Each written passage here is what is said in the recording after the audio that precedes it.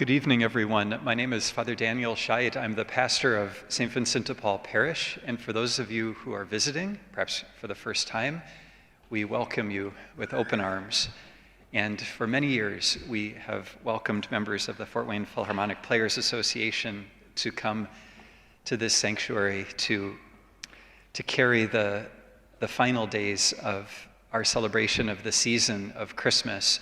So in the church's liturgical year, the Christmas season ends this coming Sunday for the feast of the baptism of the Lord. Even though we're well past the 12 days of Christmas, we just ride it on into the winter because the Lord is that good. So welcome, one and all.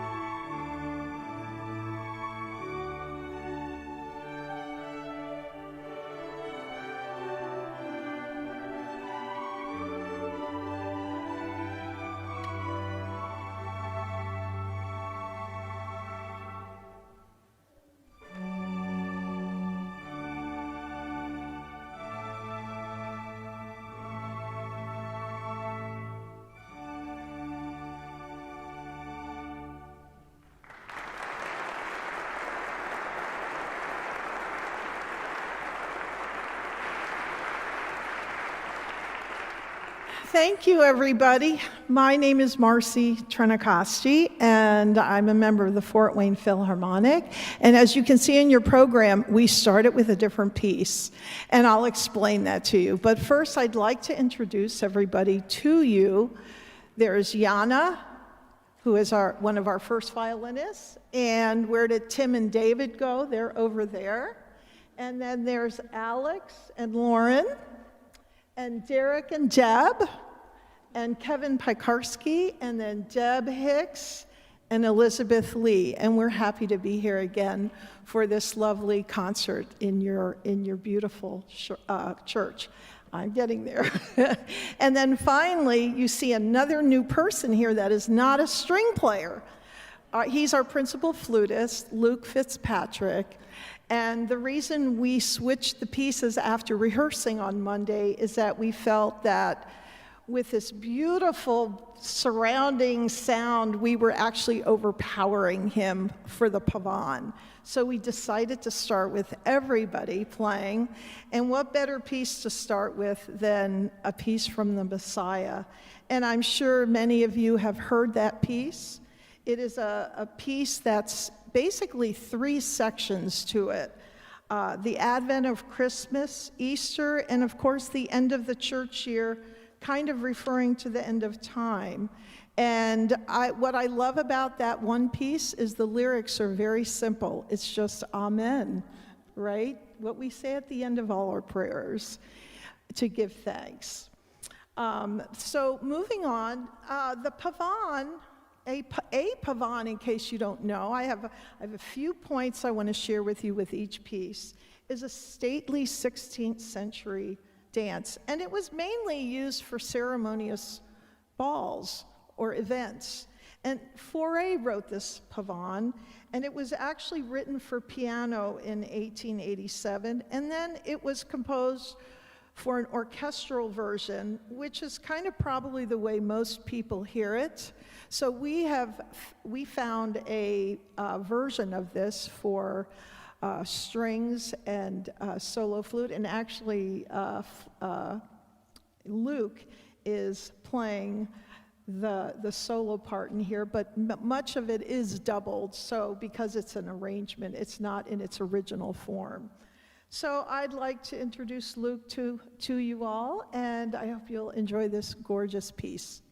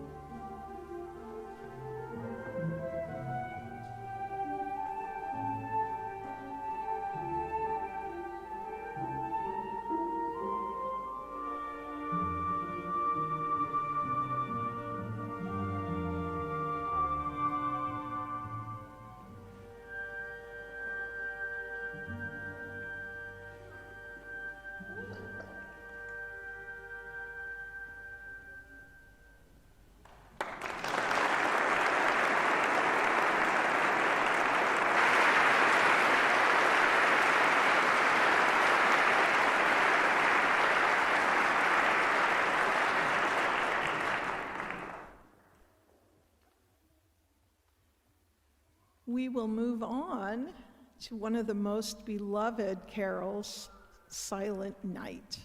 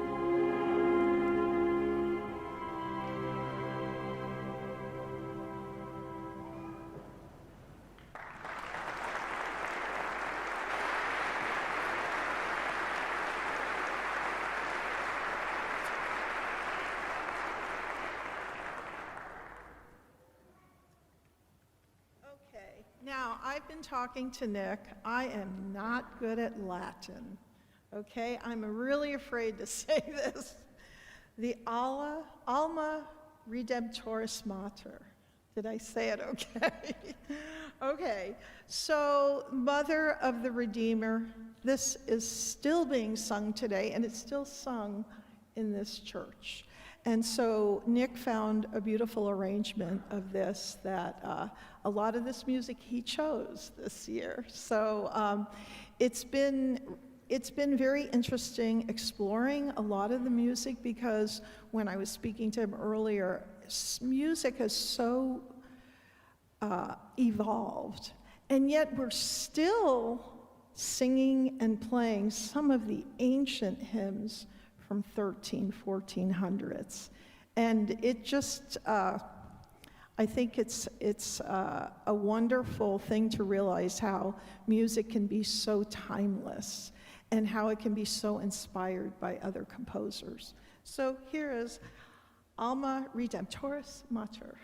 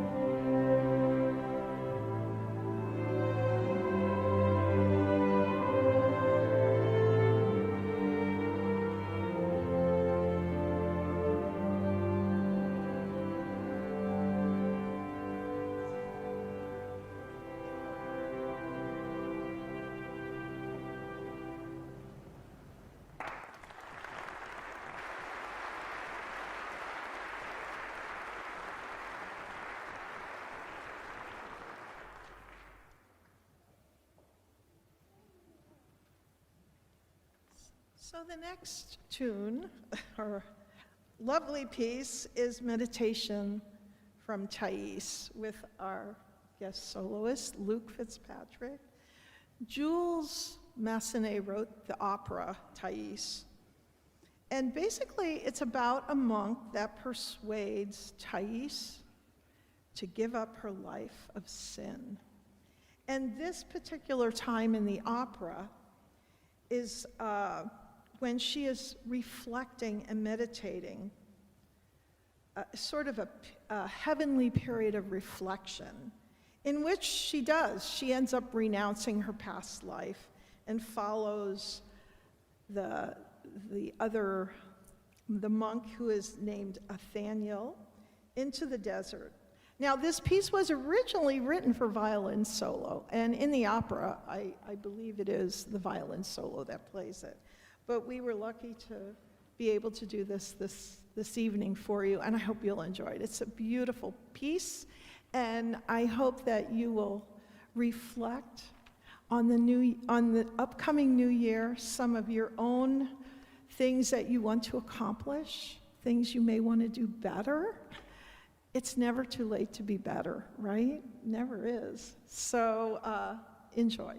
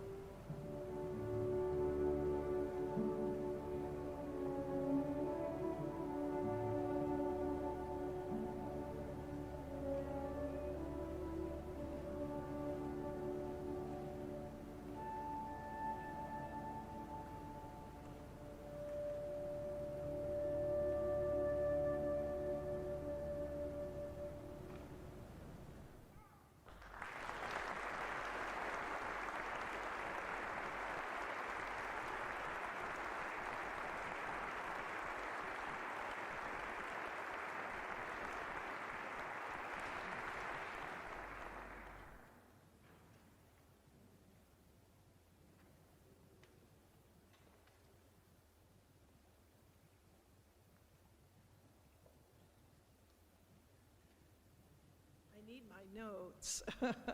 We have a bit of air moving around, so I think we need to get a paper clip.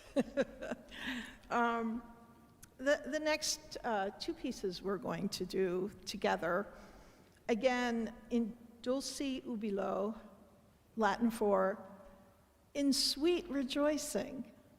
And this particular arrangement are arrangements by J.S. Bach. And again, talking about how music has evolved, it is going to be, this particular arrangement is very thickly scored. So you may not, or you may, hear Good Christian Men Rejoice, but every time it is printed as Good Christian Men Rejoice, it actually is in dulce ubilo. And this is more of the ancient arrangement of these two pieces. So we'll play the first one, and it probably will be very apparent. The second one, the melody is going to be very hidden, and I think you'll find it to be very interesting. J.S. Bach wrote these from his Christmas 9 Lessons and Carols, and this dates back way to 1328, according to folklore. And actually, Heinrich Seuss, it is said anyway, that the reason he wrote this is because he heard angels and joined them in a dance of worship. So I thought that was an interesting tidbit of information. What a great reason to be excited, right? So here are the two different arrangements of In Dulce Ubilo.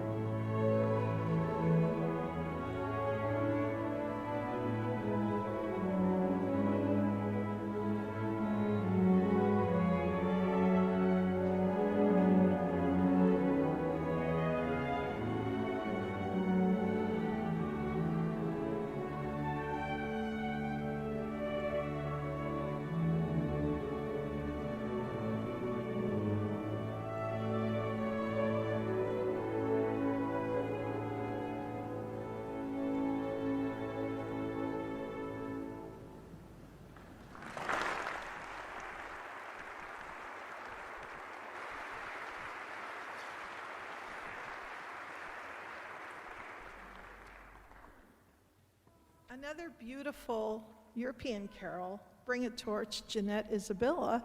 And I learned something new looking into this even further, because I know we've done this before.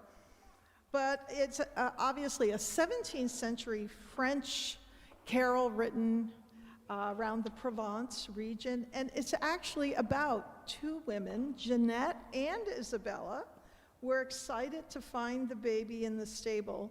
And so they were urged to bring torches, and torches remain a Christmas tradition in Provence. And to this day, on Christmas Eve, children dress up as shepherds and milkmaids and carry torches to midnight mass singing this carol, which I did not know that. You always learn something new in life, right? It's the wonderful thing about every day waking up and knowing there's something new you can discover or learn about. Even all of us who have probably played this a million times, this piece, there's always something interesting when you dig deeper and start reading about things. So here's Bring a Torch, Jeanette Isabella.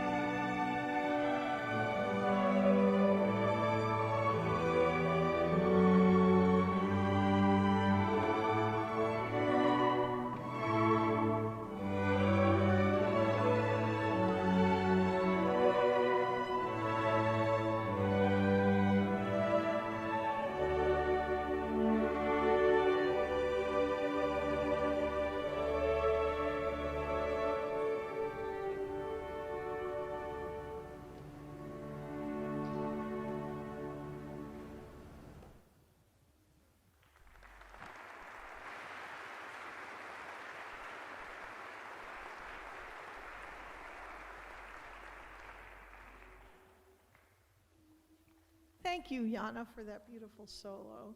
It's a nice way to start such a gorgeous piece. Now for the Fantasia on Greensleeves, which you all know. But I bet you didn't know it was originally written for the coronation of Queen Elizabeth II in 1953. I wasn't there. Was anybody there? But yeah, it was originally written for her. What a lovely, lovely thing to have written for her.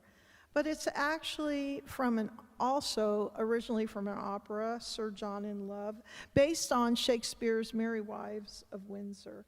The melody was set in 1865. And you know it mainly as What Child Is This?, which became obviously one of the most popular songs. That's how we know it most in this country. But it's a gorgeous piece, and I know as orchestral players, we've played it many, many times. So Luke is playing the solo for this. Thank you.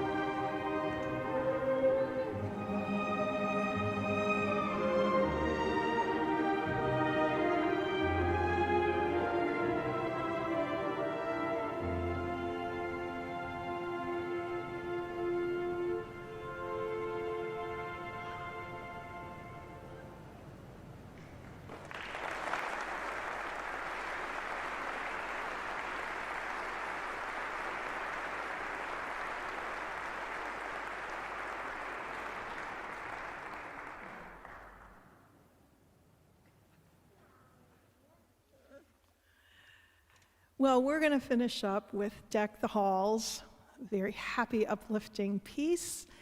And I want to invite you all to some light refreshments after the concert.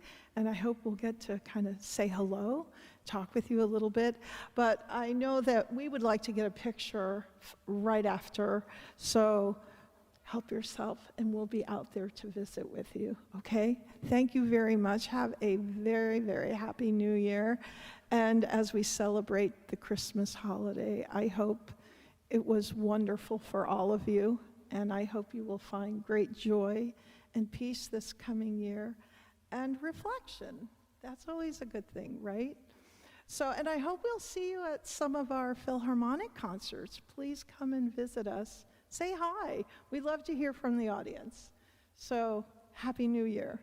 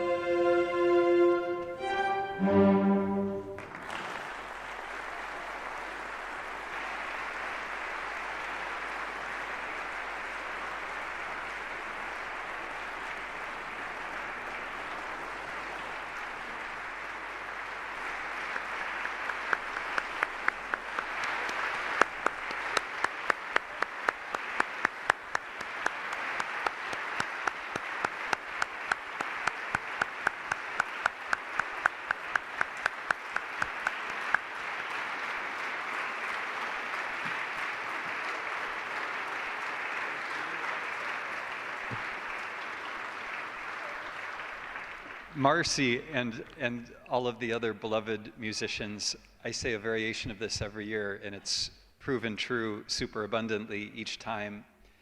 This sanctuary was made for you. Without any other amplification, the acoustics radiate outward. And as somebody who spends a lot of time around this altar, knowing in faith that the angels and the saints are here, the joy of this night isn't just the sound, it's also the visibility of the goodness of God working in you. And it's so beautiful. This sanctuary is always your home. Come back again and again and again. And we'll even feed you. It's true, light refreshments are available as you leave. So congratulations, so beautiful.